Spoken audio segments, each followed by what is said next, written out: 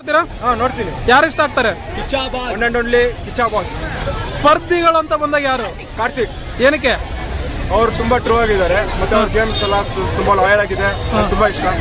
ಸಂಗೀತ ಅವ್ರು ಇದಾರಲ್ಲ, ಅವ್ರ ಜೊತೆಯಲ್ಲಿ ಸಂಗೀತ ಏನು ಅಷ್ಟೇನು ಇದಾಗಲ್ಲ, ಪ್ರಾಬ್ಲಮ್ ಆಗಲ್ಲ.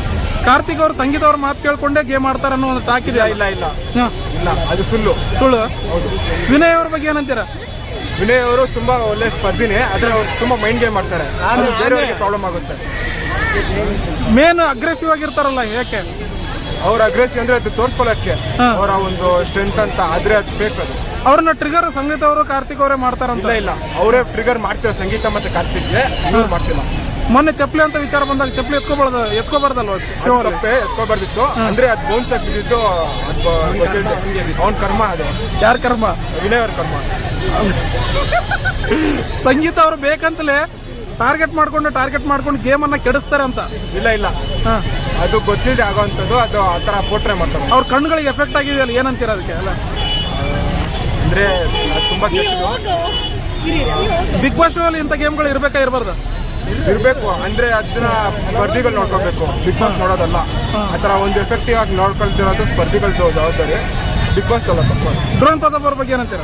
ಡ್ರೋನ್ ಪ್ರತಾಪ್ ತುಂಬಾ ಒಳ್ಳೆ ಸ್ಪರ್ಧಿ, ಅವರು ಸ್ವಲ್ಪ ಮೈಂಡ್ ಗೇಮ್ ಮಾಡ್ತಾರೆ, ಅಂದ್ರೆ ತುಂಬಾ ಅಷ್ಟೊಂದು ವಿನಯ್ ತರ ತುಂಬಾ ಇದಾಗ ಆಡಲ್ಲ. ಅವರು ತುಂಬಾ ಒಳ್ಳೆ ಸ್ಪರ್ಧಿ. ಯಾರು ಗೆಲ್ತಾರಂತೀರ final? Karthik. Sudeep sir Bigg Boss ಹೇಗೆ ನಡೆಸ್ತಾರೆ? ಅದ್ರ ಬಗ್ಗೆ ಕೇಳೋದೇ ಬೇಡ. One and only Kichcha boss. ಅವ್ರು ಮಾಡಿದ್ರೆ TRP ಮಾತ್ರ ಬೆಂಕಿ.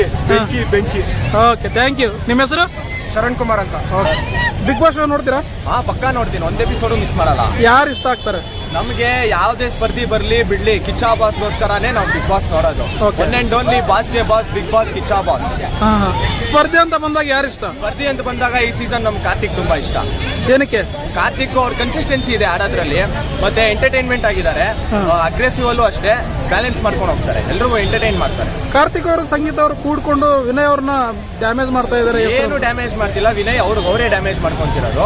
ಕಾರ್ತಿಕ್ ಸಂಗೀತ ಅಂತ ಬಂದ್ರೆ ಅವ್ರು ಕರೆಕ್ಟ್ ಆಗೇ ಇದ್ದಾರೆ, ಅವ್ರ ಫ್ರೆಂಡ್ಶಿಪ್ ಕರೆಕ್ಟ್ ಆಗಿ ಇದೆ.